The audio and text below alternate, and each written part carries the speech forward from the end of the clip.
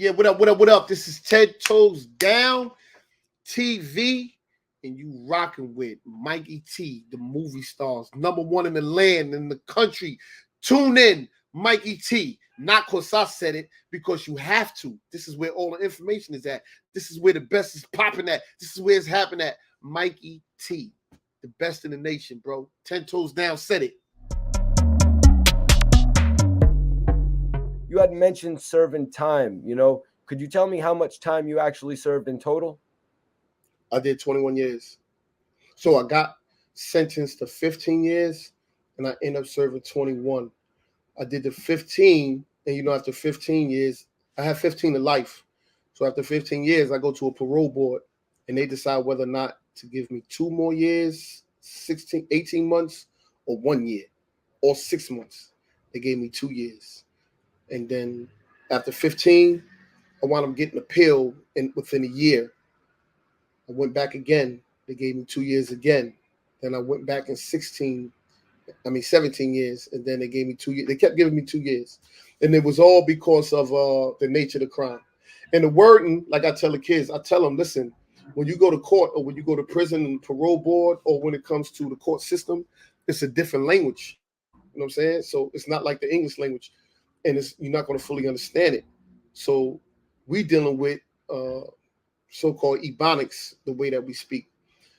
The language they're not going to be talking, you think, and what some people call it, you talking like you white. But when you get to the court system, they're going to be talking CPL. They're going to be talking case law. So now when I went to the parole board, they said, due to the serious nature of your crime, your release right now was incompatible with society, and it would deprecate the seriousness of the crime. And then all this other words, and then I was like, what the fuck is all of these words? And then I started to say, you know what?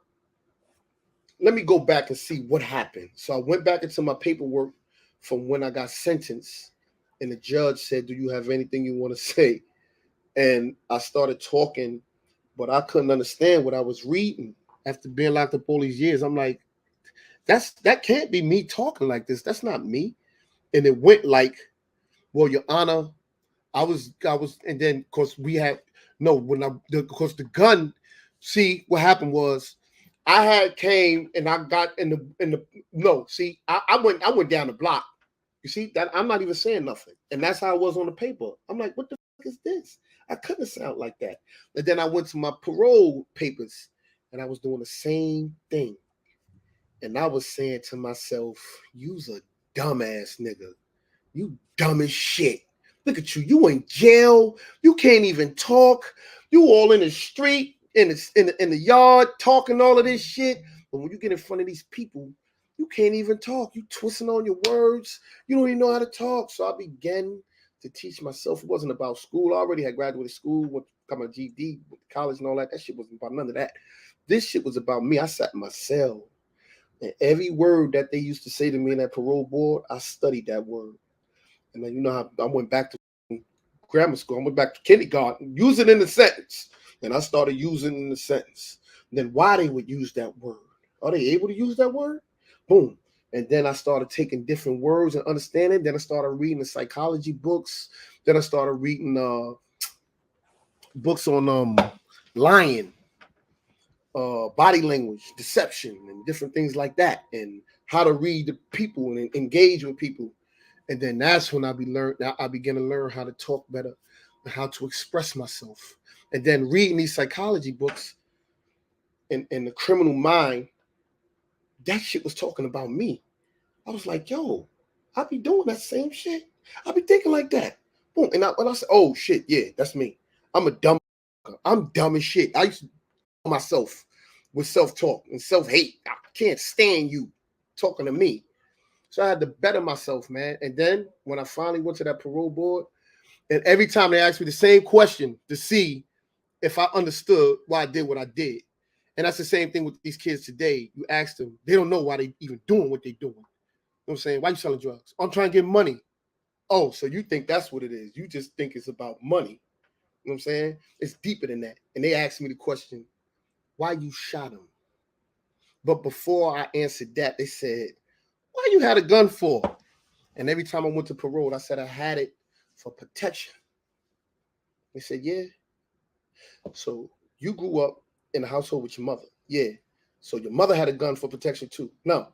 So why you had one for protection? She ain't need one. And that's when I used to be like, what you mean? Why she ain't need one? Because I got it. No. When you leave the household, shouldn't your mother have a gun too? Because you need protection because your neighborhood was like this and all that. And it was fucking shooting going on. It's cowboys and Indians in the neighborhood, right? Nah, it wasn't like that. Okay, so why you had a gun? Wow. I had a gun because for protection, because now I'm stuck. But when I finally got it together and understood me, while I was doing the things I was doing, they asked me that question every time. Why you had the gun? I said I had a gun because I wanted to kill somebody. It was like, oh yeah? Yeah, I wanted to kill somebody. I had a gun because a gun gave me power. Without a gun, I was a coward. I didn't have no problem with fighting with these, but a gun made it easy. I could shoot you from across the street. And when I shot somebody, which this wasn't my first crime, somebody, it gave me pleasure. I felt good. It gave me power. People was fearing me. They was like, oh shit, Wow. this motherfucker's ready. You He admitted to understand it. what the fuck he did. So now I'm breaking down. I had poor impulse control. When people came to me and said, we got a problem, I'm ready to go get the gun. Let's get them. I didn't have impulse control. I was desensitized and I dehumanized people. I looked at people as ops. I looked at them as enemies and niggas. I didn't look at them as people because I was desensitized. And that pain came from deep within inside me from when I lost my father. And I didn't care about nobody. Me growing up, I hated my father because he wasn't never there. And I used to always say, this nigga. So I already planted in my mind, I can kill a nigga. Even my own father, because I hated that he wasn't there for me. You know what I'm saying? So that hatred ran deep and I never fully understood it. So me speaking to them, they talking boom. And then they start asking, they ask you, what have you done since you've been here? And I tell them, I could college, I could do all kind of shit. What I want to talk about today is time. How much time is enough time for taking a person's life? No time is enough time. So whatever decision that you make today, we're giving me time, I will be satisfied with that because he's no longer here. His family's going to suffer for the rest of their life. I'm still here with my family. I have my kids and I still have breath to breathe. They let my ass go. I went back. I'm out of here. Dude was like, man, you can't, because in prison, you can't think positive. You got to think negative or they might. So they like, yo, you can't be thinking like, yo, they going to let you go. Then you get the paper. You be stressed. I was like, I'm out of here. I don't give a fuck what y'all telling me. You know what I'm saying? And I wound up coming out. You know what I'm saying? So me being locked up, it was a bad thing, but it was a great experience because it saved me. And I say it saved me because if I continue getting away with the things that I was doing, I eventually was going to get killed.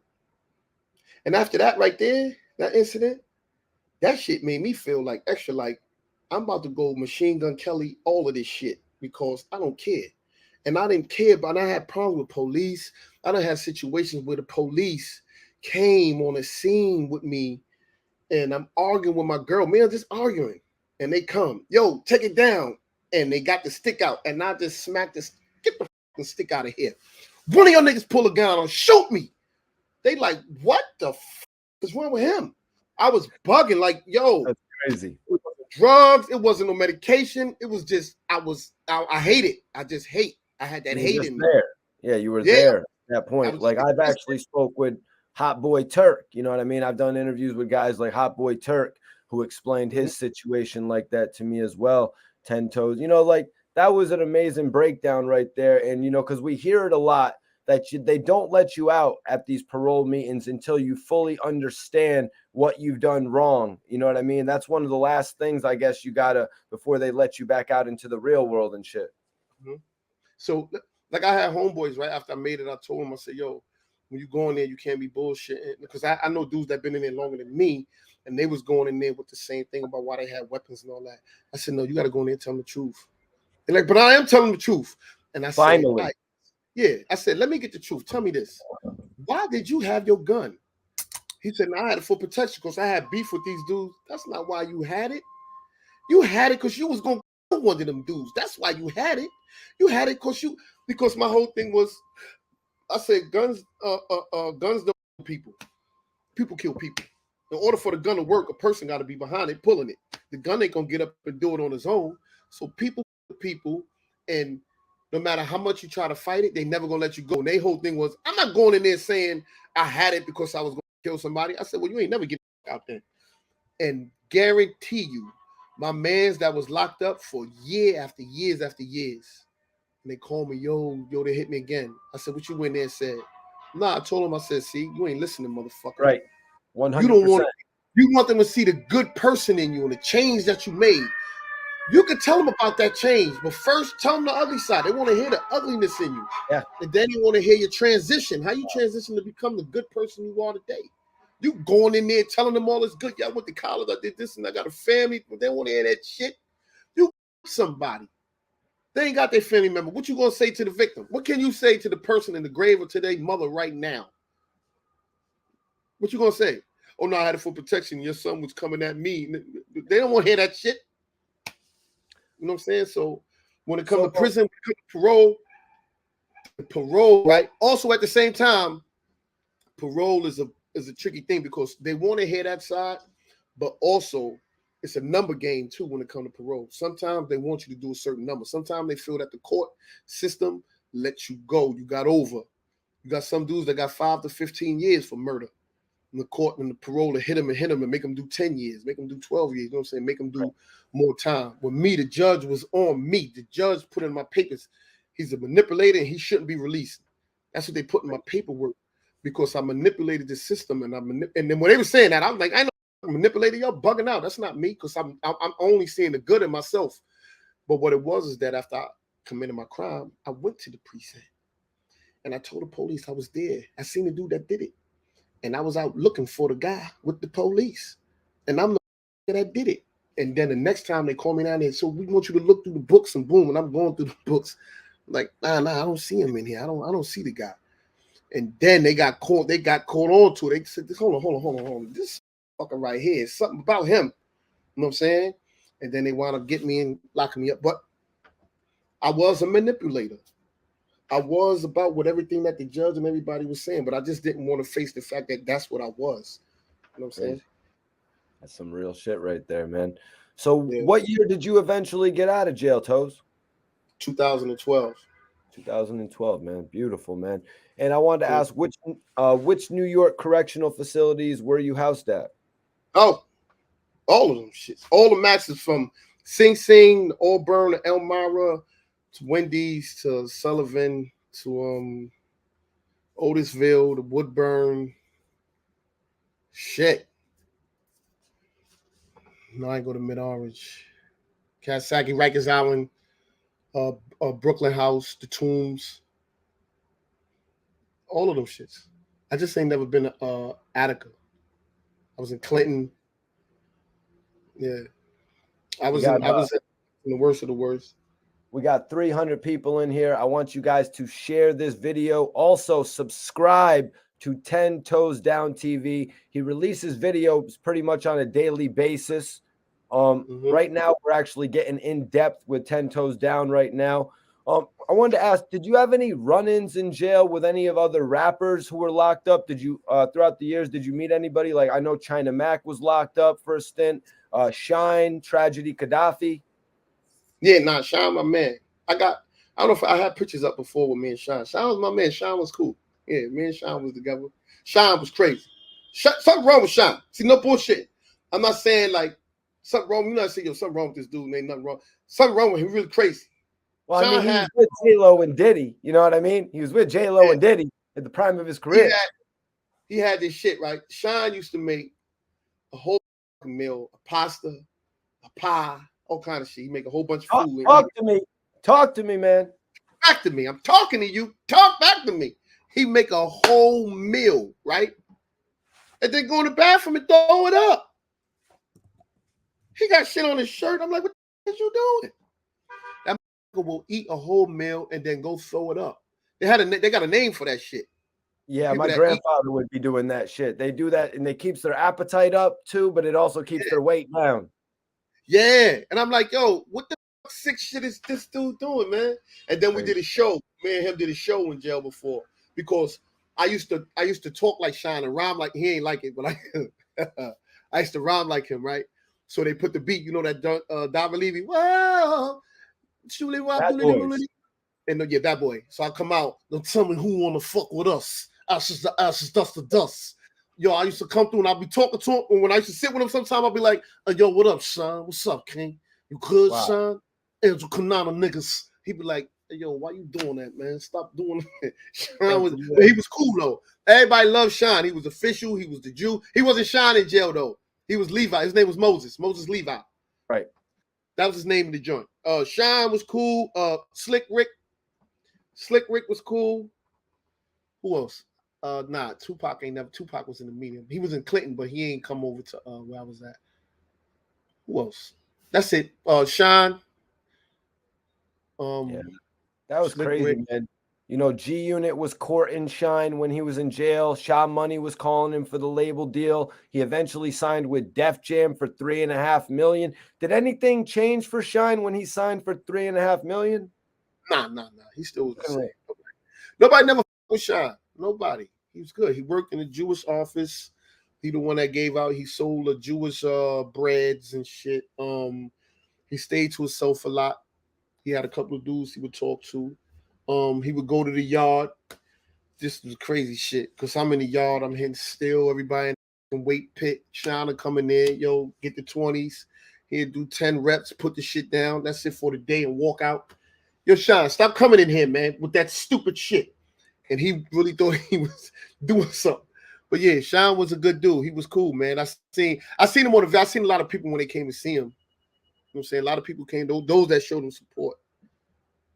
Before we move on from that, I wanted to ask any Max B. I know at one point he was locked up before he came home. Max B too. Max B, yeah. But he wasn't Max B. It was Charlie Rambo. Charlie Wingate. That's who he was. He wasn't no Max B. Yeah, Max. Yeah, Charlie was locked up too. Any memorable experience with Charlie, aka Max B? Nah, nothing. Because everybody looking at the rap and all that other stuff, but dudes, regular dudes. You know what I'm saying? Regular dudes. Word. I ain't never run up with Maino. His co-defendant is my man, but never with Maino though. Me and him never bump heads or nothing. Word. Maybe some other people. I just can't even remember. Well, Hassan Campbell said that he had been housed in C-74 and C-76. Is that also known as the 4 Upper, or am I mistaken? No, you got different houses, right?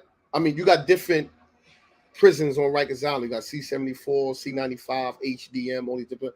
Now, within them housing units, you can have a house that's called 4 Upper. 4 Upper can be a block or a dorm area.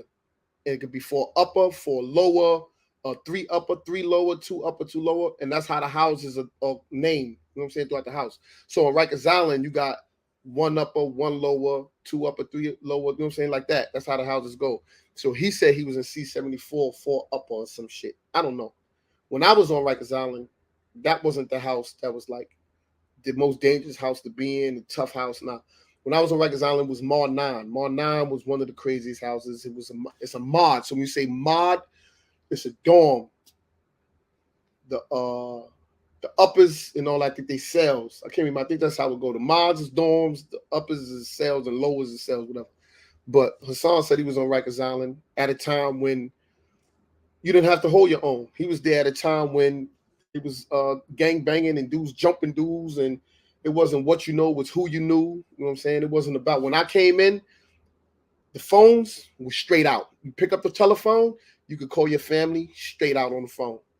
When they came in, about that time, they switched the phone system. It was clicks. So now dudes is taking dudes' phone time on clicks. But when it was straight out, not everybody was able to get on that telephone. Because if you come in a house and the whole phone time slots is taken from the morning to the night, everybody got their certain time that they get on. You got over 60 people in the dorm. And everybody, when he finished, he passed him the phone. He passed him the phone. Everybody's passing the phone. You standing there, when's my turn? You're going to have to take your turn. So you go in the house. That's if you're about getting on the phone and talking to your family. So you would have to go in the house, see who's running the phone. Yo, let me holler at you. Yo, you run these phones? Yeah, I run them. Who got 9 to 10? 9 to 10 o'clock. He do. Or he say, I do. Or what's up? What you asking about the phone? Because I want some time. All right, so what time you want? I want this time. All right, he got that. Just walk over there and do whatever you got to do. You know what I'm saying? You just walk over, yo, I want your time.